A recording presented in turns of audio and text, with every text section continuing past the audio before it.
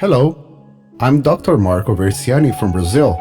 Welcome to the video historical overview of the studies on root canal anatomy.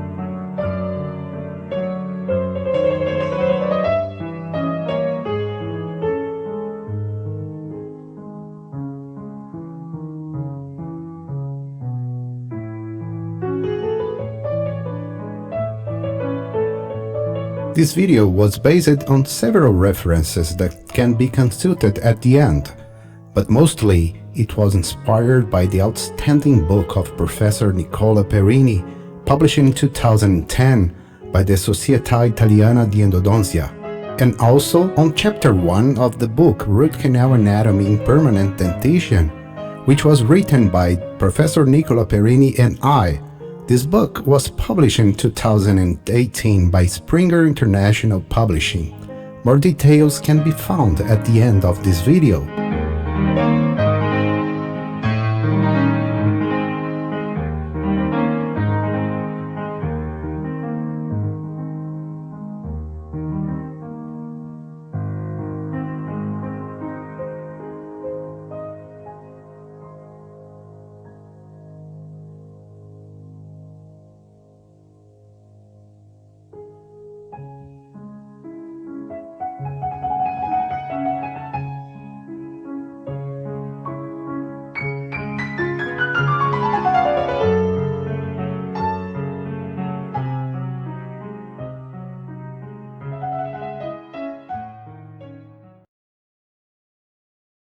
The fundamental basis of the endodontic specialty is the knowledge of the root canal anatomy. Therefore, a thorough comprehension of its complexity is essential for performing successful endodontic procedures. In the last years, there has been an increasing number of publications on root canal anatomy, probably because of the development of new imaging technologies. In the past, a lot of research was done on this subject, and the findings have had a northward influence on clinical practice and dental education. Therefore, it would be appropriate to take a brief look to the past. Authors that precede this new imaging processing technological era, to whom endodontica are greatly in debt, must be revisited. Talking about the historical aspects of the studies on root canal anatomy does not simply mean to place the stages that lead to the current knowledge chronologically or compiling the biography of the authors. In fact, the history of endodontic as a dental specialty is relatively recent and was born with the better understanding of the morphology and biology of the teeth, as well as the development of endodontic techniques in the brief period at the beginning of the 20th century, after centuries of inertia.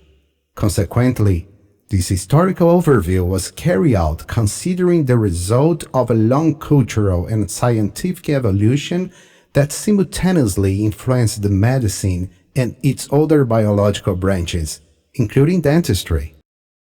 Anatomy is the area of science that deals with the structure of a life form, also called an organism.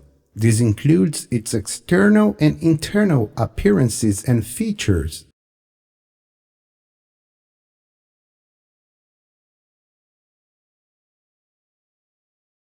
Originally, the word anatomy comes from the Greek ana, meaning up or through, plus tome, meaning a cutting. Anatomy was once a cutting up because the structure of the body was originally learned through dissecting it. In summary, the study of anatomy is the study of an organism's form and parts.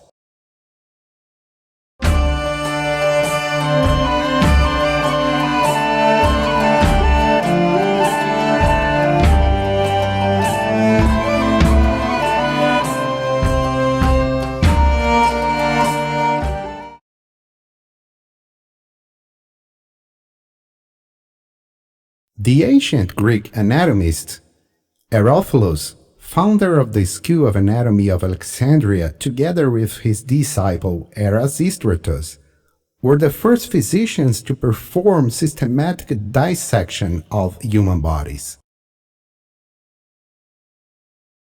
Herophilus has been widely acknowledged as the father of anatomy and hailed as one of the greatest anatomists that ever lived. His revolutionary discoveries represented an important step in the ancient understanding of the human anatomy. Some centuries later, the works of Claudius Galenus, usually known as Galen, have influenced several generations of physicians until Renaissance, and also the development of several scientific disciplines, including anatomy. In his writings, Galen did not just contend to compile antiquity data, but also to observe and experience. Galen makes it clear that he was the last of a long line of anatomists in a tradition which dates right back to Erasistratus and Herophilus. Thus, many of the fine observations to be found in Galen's work may be derived from his predecessors.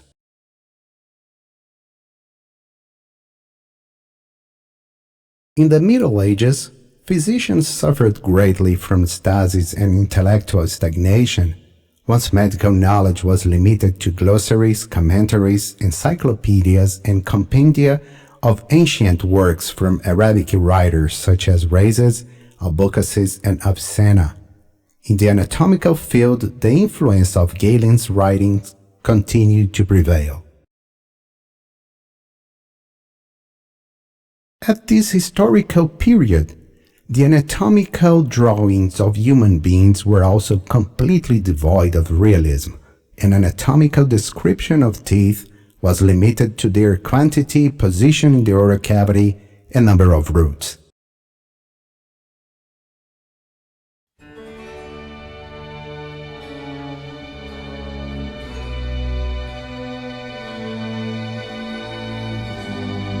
The Renaissance, period that immediately followed the High Middle Ages in Europe, was the turning point in which natural sciences and medicine were under the general principle of critical revisionism.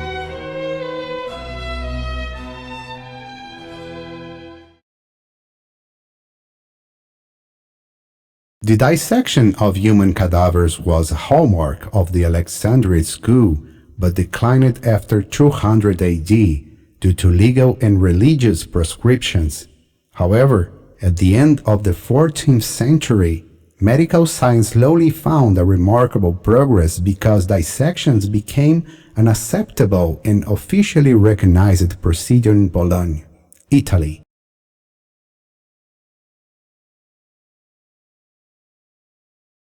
Mondino de Liucci was an Italian physician, anatomist, and professor of surgery who lived and worked in Bologna. He is often credited as the restorer of anatomy because he made important contributions to the field by introducing the practice of public dissection of human cadavers and writing the first modern anatomical test, the book Anatomia Corporis Humani. His book left a profound intellectual legacy and renewed the way to understand and teach human anatomy through direct observation of dissected corpses. Mondino dedicated 4 pages to the anatomy of the mouth and wrote about the number and function of teeth, but nothing related to their internal anatomy.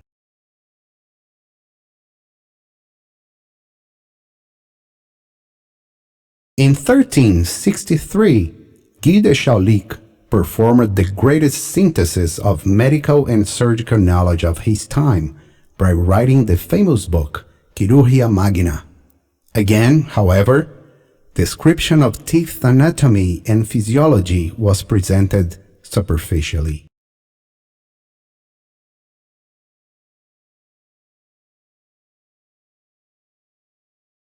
At the end of the 15th century, the realism demanded by the aesthetic of the art in the Renaissance age led various artists to undertake in-depth studies of the human anatomy directly on corpses, or indirectly by attending university classes of anatomy to elaborate artistic compositions proportional to structures and shapes of the human body.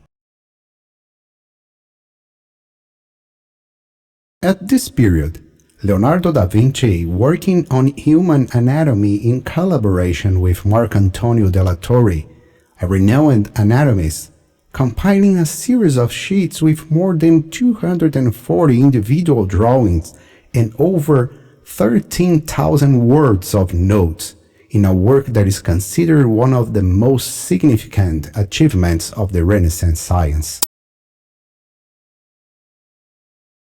Among these drawings, Leonardo accurately depicted the maxillary and frontal sinuses, the curvature of the dental arches in central occlusion, and the external morphology of 4 teeth. It is interesting to notice, however, that even with the innovations of the anatomical studies with cadavers, morphological description of the dental organs in this period was practically ignored, not to mention the internal anatomy that, according to Galen's dictates, did not exist. In the first half of the 16th century, a set of 7 books written by Andreas Vesalius entitled De Humani Corporis Fabrica were published. This was the major advance in the history of anatomy over the long dominant works of Galen and Mondino, and has been recognized as the first complete treatise on human body. Unlike Leonardo da Vinci, Vesalius had a fruitful collaboration with the outstanding painter Jan Stephen von Kolker, responsible for the anatomical plates conceived for his book De Humani Corporis Fabrica. Despite the anatomy of the teeth was not treated so deeply as the other parts of the body, description of the dental apparatus was considerably more accurate than that of Galen, and represented a real progress in the morphological knowledge of the mouth and teeth. It is worth mentioning that an important anatomical aspect of the teeth that had been ignored by previous authors, on which the endodontic specialty would be born centuries later, was highlighted for the first time in the literature. In chapter 11, there is a drawing of a sectioned two-rooted mandibular molar, showing its internal anatomy, the pulp chamber and 2 root canals. This is the first drawing of the root canal space in the literature.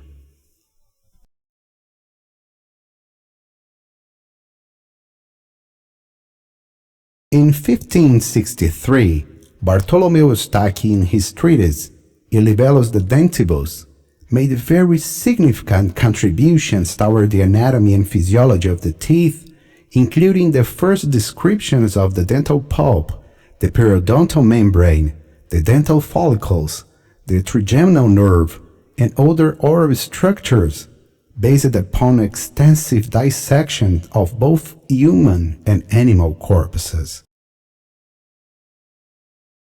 In chapter 18, Eustachy speaks about the pulp cavity and its content, and shows accurate tables in which he specified the number of roots and the external morphological variations of all groups of teeth. Eustachy's book brought the microscopic anatomy of teeth to a high degree of perfection that remained unsurpassed until the 19th century.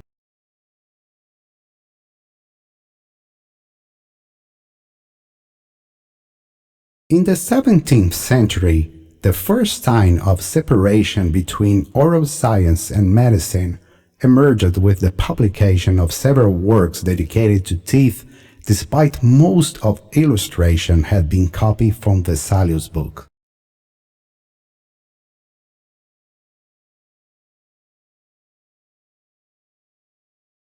In 1675, Leeuwenhoek, using a microscope created by himself, was the first author to describe the microscopic structure of the dentinal tubules. It led him to disagree with the predominant concept according to which teeth were like bone structures. His discovery was demonstrated in the year of 1678 before the Royal Society in London. In his description of the structure of the teeth, Leeuwenhoek says that 600 to 700 of the dentinal tubule have hardly the consistency of one hair of a bird.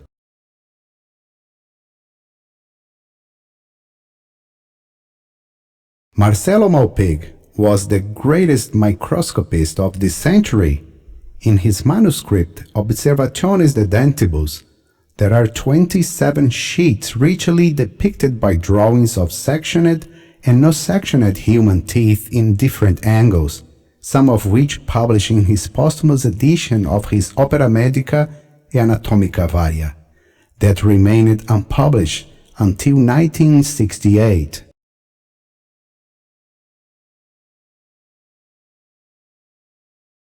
He also published drawings of sectioned teeth showing their pulp chambers and root canals. Undoubtedly, the works of Leeuwenhoek and Malpighi were too advanced for their time and lacked adequate practical application. Therefore, they remained unused for at least another 150 years. Despite several works dedicated to teeth have been published in this century, newly anatomical knowledge of root canals was scarce and remained unchanged since the 16th century.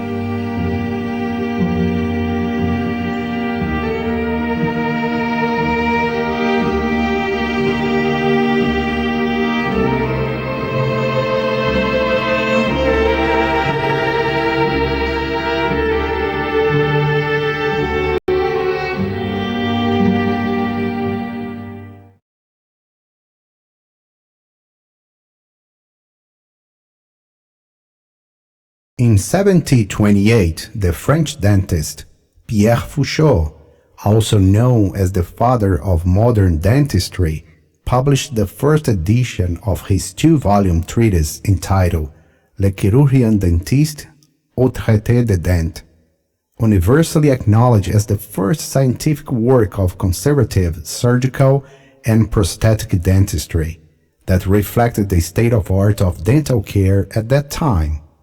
However, despite the external morphology of teeth had been described in detail, no information was provided about the root canal anatomy.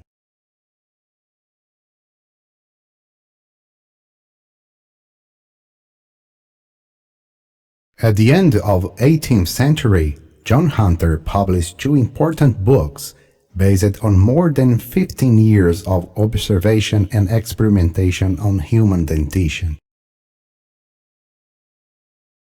In his former treatise, Hunter performed a complete and original analysis of the human dentition that had never been made.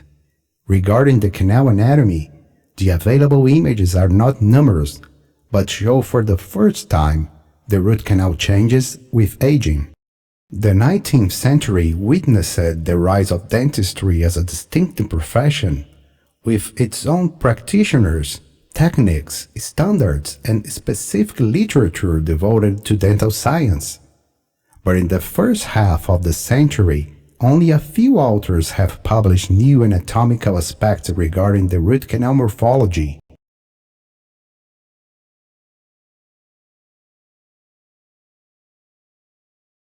Majerus Frankel, a student of the great anatomist Jan Evangelist Purkinje, can be considered a precursor of the modern studies on root canal anatomy. In his thesis, horizontal sections in different root levels of a single-rooted incisor and a double-rooted premolar are shown in some drawings.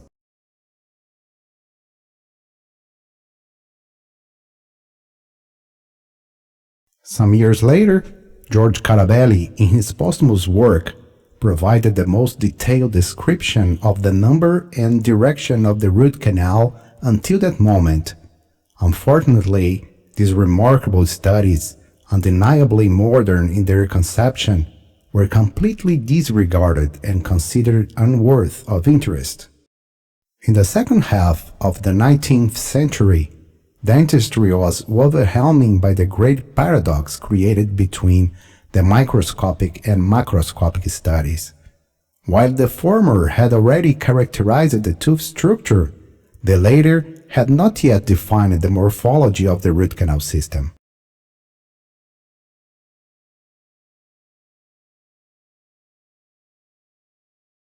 In 1870, Edward Munheider in Germany published the first complete study on the root canal anatomy of human teeth, in which the external and internal morphologies of teeth were compared through sagittal and horizontal sections. Even though it was a simple work, it proved to be extremely important because it served as inspiration to other researchers to study the root canal anatomy.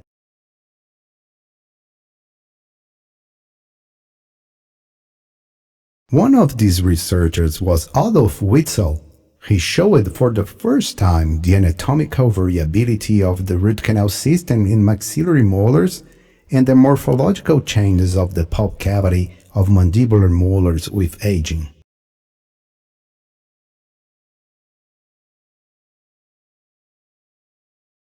In the United States, Black examined the external and internal morphologies of each group of teeth using images of sagittal and horizontal section of each type of tooth.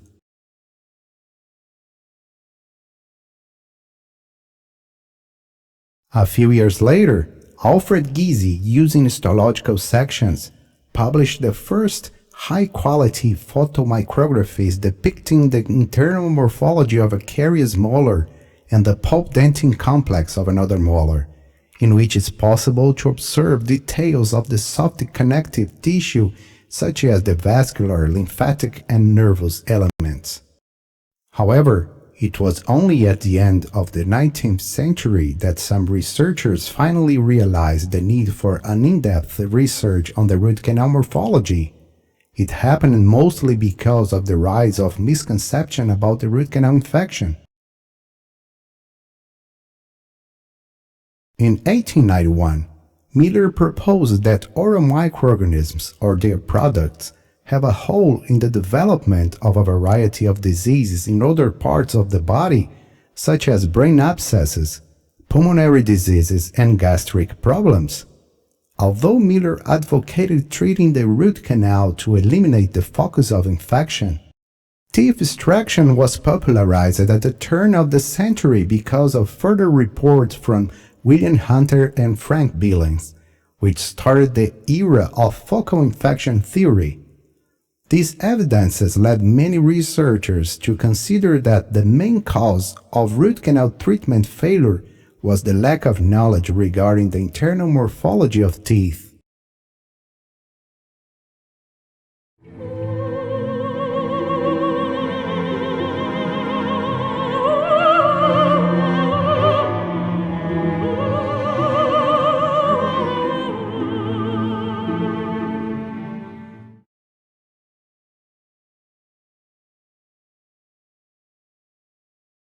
In 1903, Gustav Breiswerk performed a profound and comprehensively study of the root canal anatomy. In his pioneering study, Wood's metal, an alloy that melts at a low temperature, was molten and injected into the canal space. After complete decalcification of teeth, three-dimensional metal models of the internal anatomy were obtained for the first time.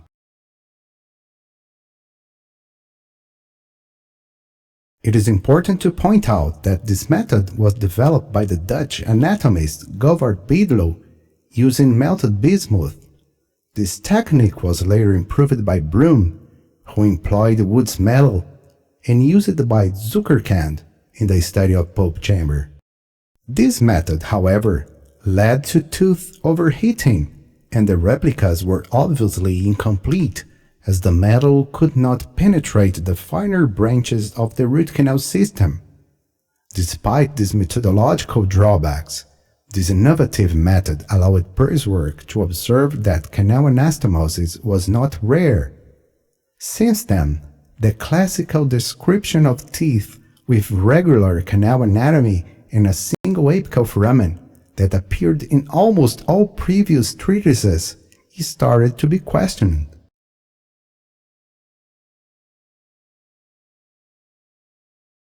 Some years later, Guido Fischer obtained better results than Presswork by filling approximately 700 teeth with a collodion solution. The solution could penetrate all the branches of the root canal system and harden it in 2 or 3 weeks, providing a full three-dimensional replica of the root canal. Fischer paid special attention to thin ramification, lateral branches and apical terminations, and classified the morphological variations of the root canal into simple ramifications of branches, lateral canals within the radicular dentin, intercommunicating canal system, and islands of hard tissue within the canal. Fischer also used hydrography to highlight the morphological complexity of the root canal system. And in 1907, Fischer presented the challenging nature of apical root anatomy for the first time. The complexity and unpredictability of the root canal morphology led him to coin the nowadays widely used term root canal system. It may be said that the innovative three-dimensional anatomical studies of Presswork and Fischer resulted in huge advancement, adding new and significant knowledge to dental literature, which stimulated older researchers to undertake further investigations on the anatomy of the root canal system.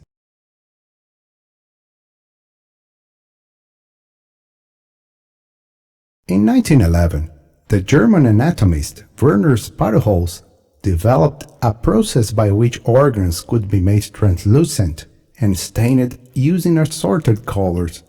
This process was based on dehydration of the removed organs and the use of an optically transparent embedding material that has the same refractive index as the tissue of the organ itself.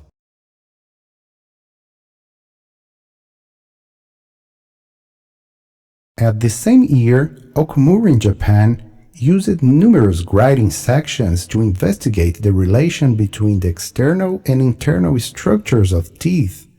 He measured several important root canal parameters, including the position of the pulp chamber floor, the thickness of the dentinal wall, the distance from the cervical line to the furcation area, the number, size, and shape of apical ramifications.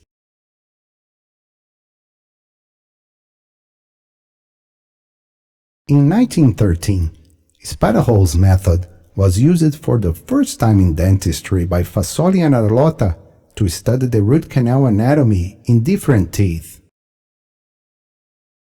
In the next years, this technique was modified and employed for the study of the internal anatomy by injected fluid materials into the root canal system. Since then, it has been referred to as clearing or diaphanization technique.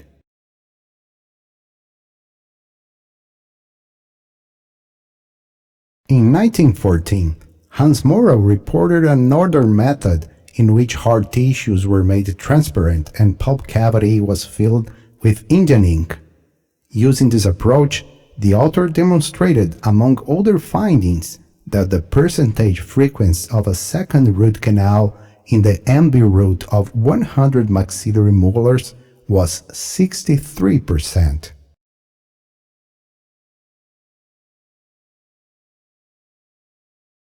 A few years later, Hess published remarkable results on the root canal anatomy from a sample comprising 2,800 permanent human teeth. He succeeded in reconstructing the root canal shape on such a large scale by using a novel approach that involved filling the teeth with vulcanized rubber followed by calcification. Hess complemented his findings by carrying out grinding sections of selected teeth to illustrate the fine structures of the root canal system at the apical region, establishing a correlation between the frequency of ramifications and the patient's age.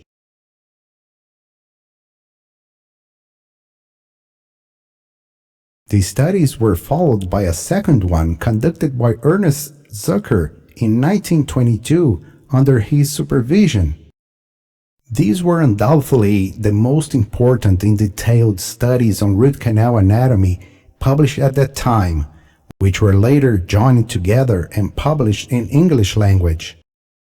In the following years, the results obtained by the German school regarding root canal were finally confirmed by several authors from different countries.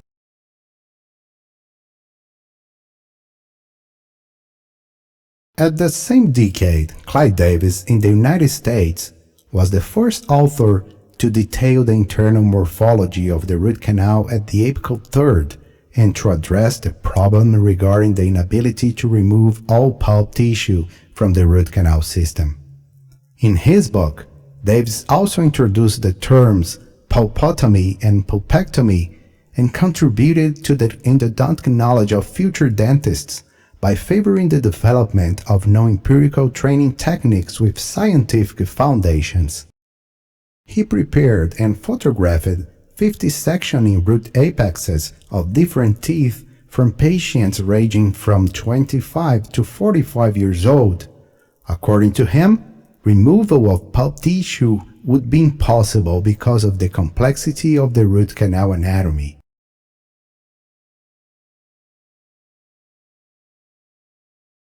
In 1926, Okumura showed at the 16th International Dental Congress of Philadelphia the results of his study using the spot-holes method on the root canal anatomy of 2,146 teeth. Okumura's work is undoubtedly one of the most important anatomical studies of the root canal system using the affinization method because of the large sample and the conclusions reached. As an unfolding of his work, he categorized the canal anatomy into 4 types, according to the root shape, the divisions of the main root canal, and the presence of ramifications, being considered the first anatomical-based classification of the root canal system.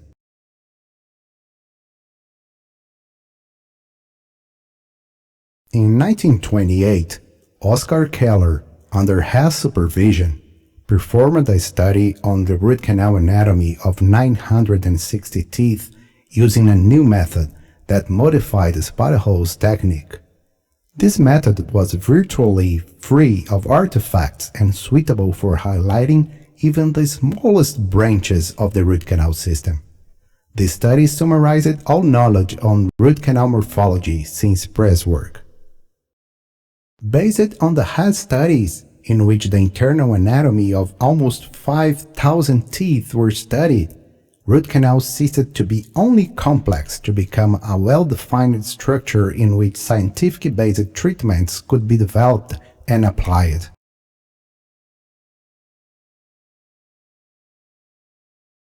At the first half of the 20th century, non-destructive X-ray imaging was also found to constitute a valuable approach to understand variations in the internal structure of the human tooth. Using this method, Müller investigated the root canal anatomy of extracted teeth filled with gutta percha.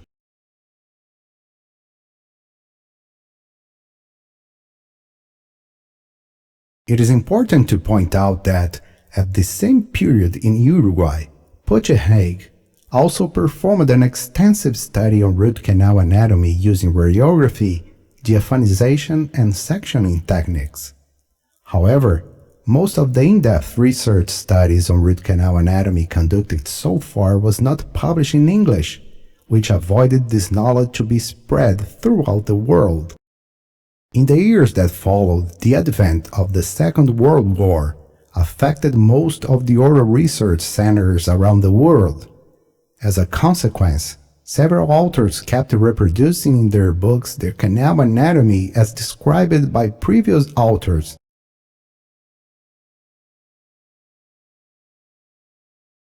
After the war, Hermann, known for introducing the calcium hydroxide in dentistry in 1920, published some images of his book reproducing the complexity of the root canal morphology, with particular regard to the apical region.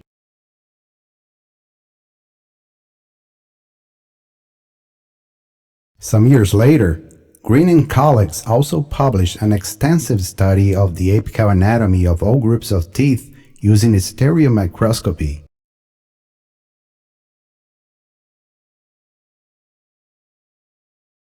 At the same period, Mayer and colleagues reported, in a series of anatomical studies, a new protocol to reproduce three-dimensionally the internal anatomy of 800 teeth based on drawings of sequential microscopic sections of the root canal system.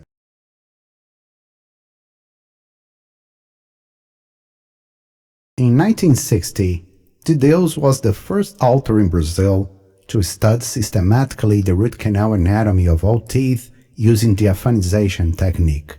He evaluated the percentage frequency of lateral canals in each dental group as well.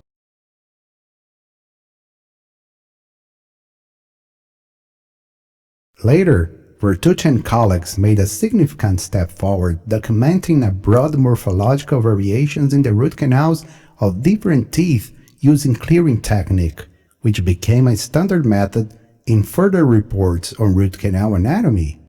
In the 20th century, technological advancements allowed that a considerable range of other techniques was also successfully employed to visualize the anatomy of human teeth, including digital radiography, resin injection, scanning electron microscopy, and others. Undoubtedly, these techniques have shown a great potential for endodontic research. However, while most of these methods require the partial or even full destruction of the samples, hindering reversible changes in the specimen and many artifacts, others provided only a two-dimensional image of a three-dimensional structure. These inherent limitations have repeatedly been discussed, encouraging the search for new methods with improved possibilities.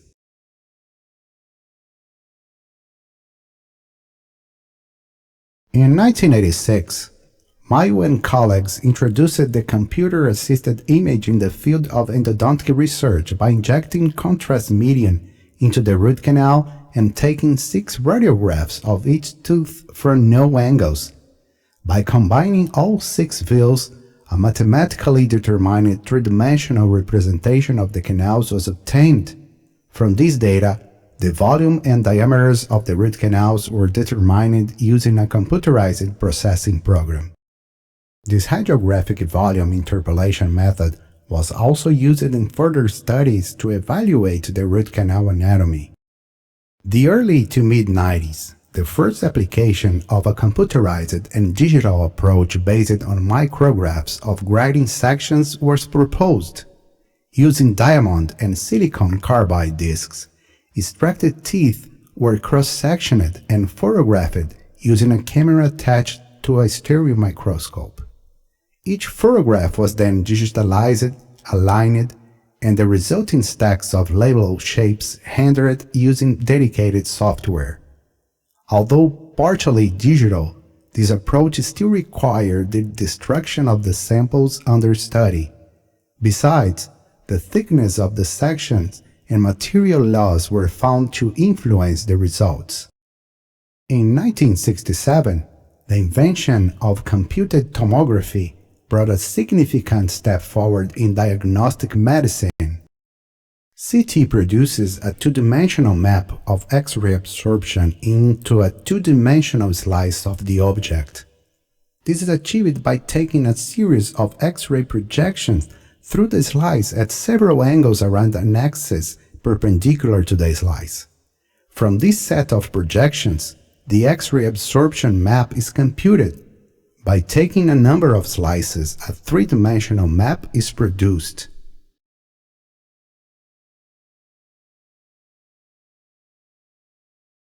In 1990, Tachibana and Matsumoto were the first authors to suggest and evaluate the feasibility of CT imaging in endodontics. Because of high costs, inadequate software, and a low spatial resolution, they concluded that CT had only a limited usefulness in endodontics, as produced images were not accurate for detailed analysis. Further improvements in digital image system have been used to evaluate the root canal anatomy using non-destructive tools such as magnetic resonance microscopy, tuned aperture computed tomography, optical coherence tomography, and volumetric or cone beam CT. However, these digital image systems were hampered mainly by insufficient spatial resolution and slice thickness for the study of fine structures of the root canal. A decade after the CT scanner was created, Elliott and Dover developed the first high-resolution X-ray microcomputed tomographic device, and using a resolution of 12 micrometers, the image of the shell of a snail was produced. The term micro in this new device was used to indicate that the pixel sizes of the cross-sections were in the micrometer range. It also means that the device was smaller compared to the human version and was indicated to model smaller objects.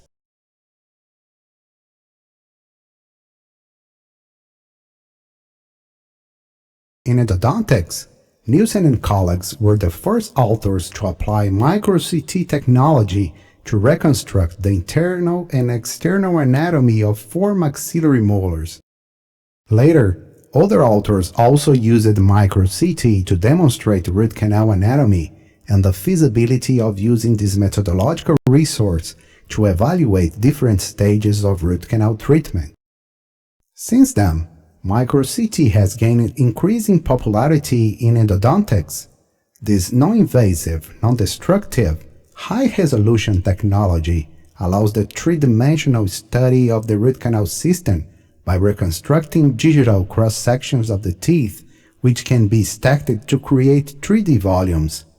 These volumes can be used to generate computerized images of the specimens that can be manipulated, sectioned, prepared, dissected, and measured to reveal both internal and external morphologies. Nowadays, despite the impossibility of employing micro-CT for in vivo human imaging, it has been considered the most important and accurate research tool for the study of root canal anatomy. As previously outlined, it's very important for the clinician to develop a complete understanding of the 3D morphological features of the root canal system and their changes during root canal treatment. The morphological studies of the last centuries gave us a better understanding of the internal anatomy of the teeth and allowed the development of technological resources aiming to overcome the treatment limitations imposed by the anatomical complexities of the root canal. From the present century, it may be expected that accumulated knowledge provided improvements in the endodontic science, making root canal treatment more predictable and successful. Additional information about this topic can be obtained in the book Root Canal Anatomy in Permanent Dentition. This book focuses on the complexity of the root canal anatomy and discusses its relationship on the understanding of the principles and problems of shaping and cleaning procedures in order to provide thorough in-depth background knowledge of the internal anatomy of teeth.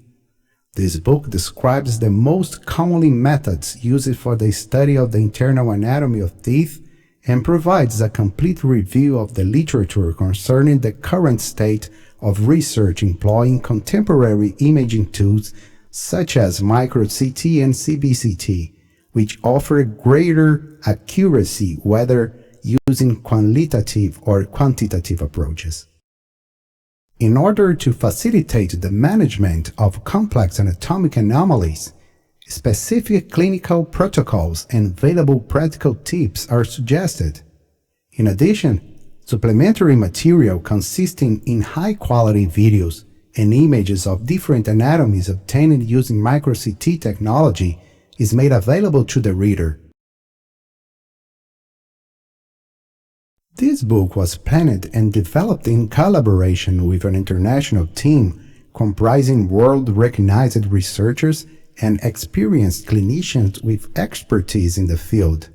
It will provide the readers with a thorough understanding of canal morphology and its variation in all groups of teeth, which is a basic requirement for the success of endodontic therapy.